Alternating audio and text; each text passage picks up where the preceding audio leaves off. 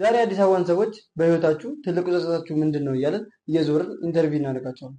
መልሳቸውንም እንሰማለን። ሀሳባቸው ያስለቅሳል ወይስ ያስከፋል ወይስ ደግሞ ያስተምረናል? በቪዲዮ እናውቀዋለን። ወደ ኢንተርቪው። ሰላም ነው አባ? ሰላም ነው።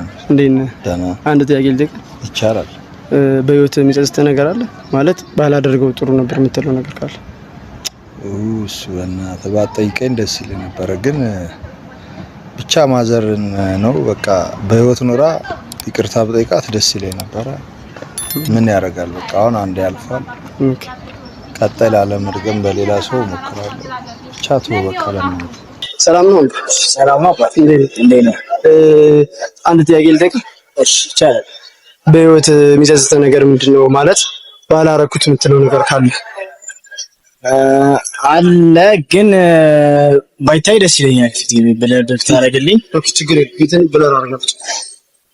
ማዘር በ9 ዓመቴ እያለ ነበር ያረፈችውና ያው ከ9 ዓመቴ በኋላ በቃ እሱ ብቻ ነበር ደስ ይለኝ ነበርውና ያው አለ አይደለ እንዴ ነው ያቺ ታይም በጣም አስቸጋሪ ነች። እስክታርግ ያለው ነገር በጣም ይከብድ ነበርና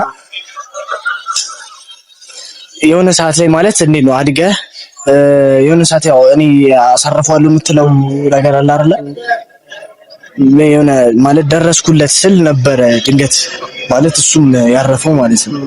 ማለት እንትን ነበር ጋራዥ ነበር የሚሰራውና ማለት ድንገት ነበር ያረፈውና ትንሽ ይከብዳል ያለው ነገር በሰዓቱ።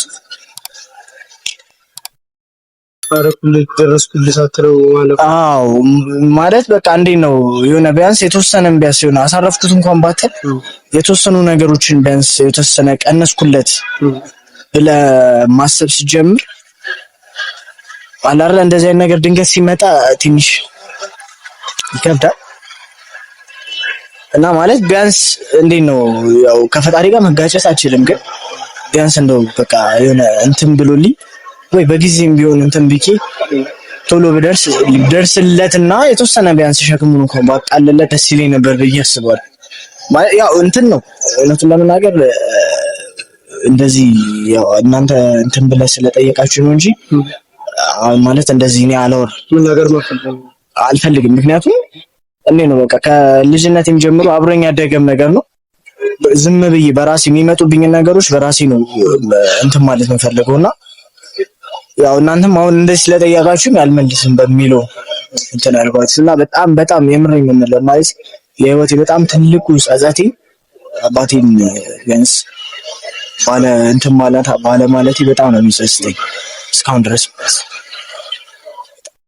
ሽንብነይዞ ወንድም እንዴት ነው መሰለህ እኔ ሐሳብ ብዙ ኤክስፒሪየንስ አለኝ ማለት በጣም ከመታሰበው በላይ ሰው ይጽፍልኛል፣ በውስጥ ሰው ያዋራኛል፣ ያማከረኛልና አሁን እንዴት ነው የተረዳሁት መሰለህ ማድረግ የምትችለው ነገር የለም ብዬ ነው መሰለህ። አሁን ለምሳሌ እኔ እናንተ አንድ አይነት ፋዝ ያለንበት ሲቹዌሽን አለ።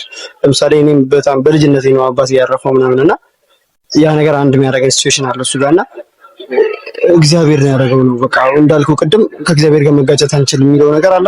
እሱ ነገር ያስረንና ያው ላይፋችን እንድንኖር የሚያደርገን እሱ ነገር ነውና አይዞህ ጠንካራ ለመሆን ሞክር። አመሰግናለሁ። እሺ እንዴት ነሽ? እንዴት ነህ? እግዚአብሔር ይመስገን ደህና ነሽ? እሺ አንድ ጥያቄ ልጠይቅሽ። በህይወትሽ የሚጸጽትሽ ነገር ምንድን ነው ማለት ባላደረኩት የምትይው ሊሆን ይችላል ምናልባት? ባላደረኩት የምለው ልጅ ሆኜ ሃይ ስኩል ምናምን ማለት ነው እና ጓደኛዬ የማይሆን ትምህርት ጻፈች ግድግዳ ላይ ዳይሬክተሯ አነበበውና ለሷ ለመሸፈን ስል ሌላ ልጅ አለ እሱ ላይ ያሳወሰበት ነው ተባረረ። ሰው ያንን ባላረገው ደስ ይላል። ምናልባት የልጁ ህይወታውን ተበላሽቶ ሊሆን ይችላል አናውቅም። ደግሞ አምሶሪ በዚህ አምሶሪ ያየኝ ነው። ሰላም ነው? እግዚአብሔር ይመስገን ሰላም ነው አለ። አንድ ጥያቄ ልጠይቅ ነበር፣ ፍቃደኛ ነህ? አዎ ፍቃደኛ ነኝ፣ ጠይቀኝ። እሺ ልቀመጥና ልጠይቅህ። እሺ በህይወት የሚጸጽት ነገር ምንድነው ማለት ባላደረኩት የምትለው ነገር ወይ ደግሞ ይሄንን ባደርግ ልክ ነበርኩ ምናምን የምትለው ነገር ካለ? ኦኬ ማለት ያው በዘመናት ላይ ብዙ ነገሮች ሊከሰቱ ይችላሉ። ውጭ ሀገር በጣም ይመኝና ይናፍቅ ነበር። ስለዚህ እንዳጋጣሚ ወደ 2003 አካባቢ ነውና ከጓደኞቼ ጋር ወደ ውጭ ሀገር ለማየት ከተነሱ ልጆች ለማየት ሀሳብ ነበረኝ። ስለዚህ ምኑንም መነሻ ሀሳቡን ሳላውቅ ተነሳሰውና ፍላጎት በጣም ሞር ፍላጎት ስለነበረኝ በኪሴ በእጄ የነበረውን ብር ለነሱ ሰጠዋቸው ማለት ነው። ያ የሰጠዋቸው ነገር ያው ይሄዳለው የሚል ሐሳብ ስለነበረኝ መንገዱ በሶሶ ቀረ ፍላጎት ስለነበረ ስለዚህ ያንን ብር ሰጠዋቸው። የሰጠናቸው ሰዎች የት ይዘው እንደገቡ አላውቅንም ነበር። ብሩ ተበላብኝ ማለት ነው። ስለዚህ ያ በህይወቴ ዘመን ተከሰተ ከምለው ከሚቆጨኝ ነገሩ አንዱ ነው ማለት ነው። ስለዚህ ባሻሽለው ምናልባት ሌላ ውሳኔ በወስን ኖሮ የተሻለ ቦታ ነው ደርስ ነበር ብለህ ታስባለህ ማለት ነው?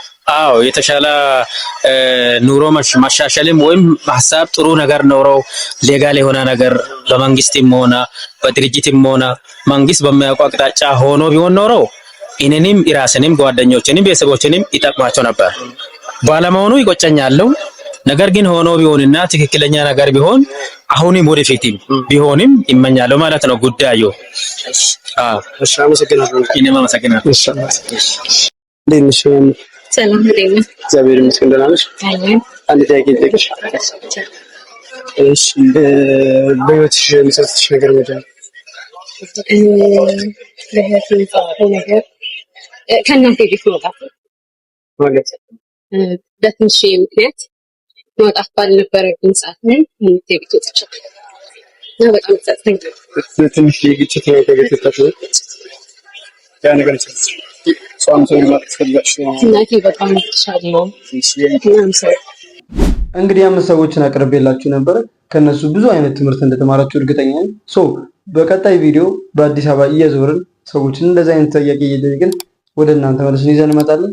አመሰግናለሁ። ቻው። ሰብስክራይብ ማድረግ እንዳይረሳ።